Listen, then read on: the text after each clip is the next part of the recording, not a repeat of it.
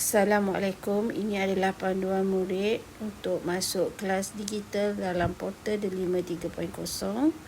Masuk mana-mana browser, type Delima 3.0, seterusnya klik link.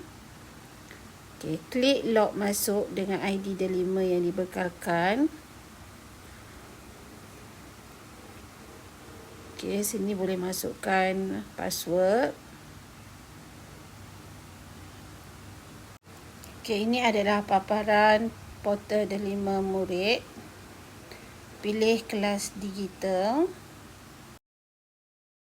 Di sini ada senarai tugasan yang diberikan oleh guru.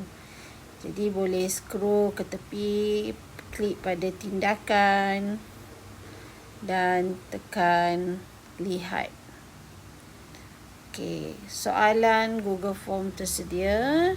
Jawab semua soalan dan tekan submit. Sekian, terima kasih.